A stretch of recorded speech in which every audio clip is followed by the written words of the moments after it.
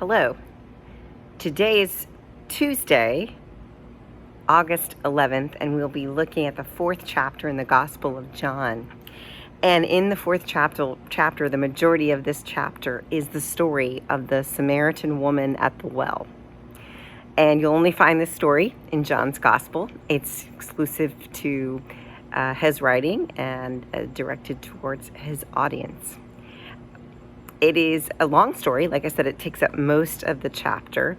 And just some things to highlight if you're not familiar with the story. Jesus and his disciples are traveling in a town called Sychar in Samaria, which is the area of the Samaritans. He sits down to rest, and he sends the disciples on to get some food. And as he's resting there, he encounters a woman at noon. So she's come to the well at the hottest part of the day when no one else is there. It's a lonely place because at noon it's very hot and no one's gathering water then. They're gathering it either in the morning or the evening. So he sits with her and has a conversation with her. He asks her, because he has nothing to dip water with, he asks her to help him get a drink. And she's stunned by the invitation or the request because he's a Jew and she's a Samaritan. And there's a separation between these groups. It's more of a slight separation because they have the same ancestors, and that's mentioned in the encounter, that our ancestors both worshipped on this mountain. And he says someday that you'll worship God in spirit and in truth, so it won't matter about the mountain.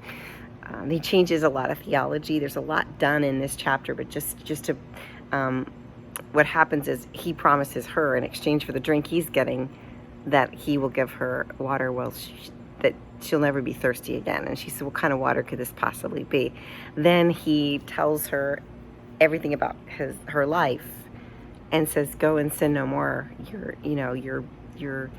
been forgiven, and your faith, you have faith now. So rely on that. So she shares this message with everyone in the town.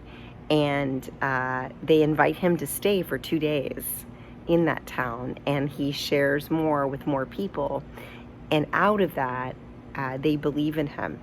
And so he stays with the Samaritans for 2 days, which I think not a lot of people know that's part of that story, but it's very controversial that he would be like lowering himself to be among these people for this many days. But he's doing that in all four Gospels, and you see it clearly here, the compassion he has for this woman and this encounter. So the woman at the well gets the water. Well, she will never be thirsty again. Of course, that's spiritual water, not actual water that comes out of a well. And then there's a teaching in there about one is the sower and the other is the reaper. And so Jesus came to that town and sowed the seeds of faith. And she would be, in my mind, the appointed ambassador of that, the appointed apostle, if you will, of that, to tell the good news.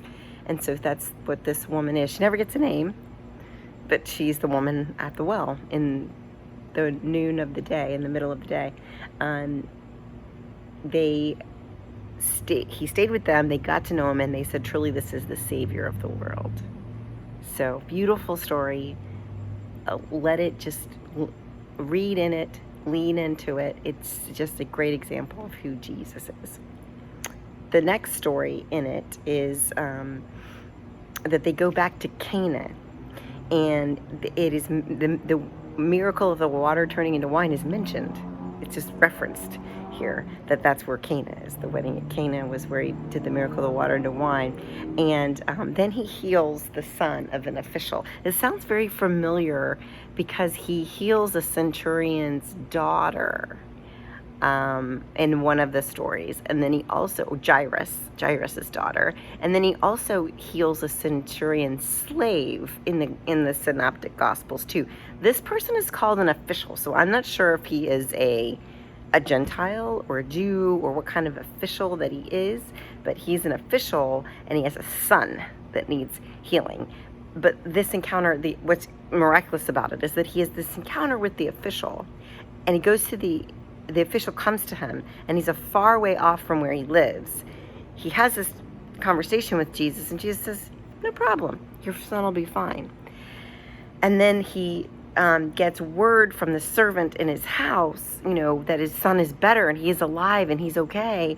And he asks the servant, what time of day did he seem to get better? And the timing of it works out to when he had spoken to Jesus. And so that's the evidence, if you will, of the miracle there for the official's son. These are just wonderful miracles. And it's great to mention that good things happen. I love how John spends time on the story. There's a whole narrative around this woman at the well, and it takes up the majority of chapter 4. But I hope you will enjoy reading it.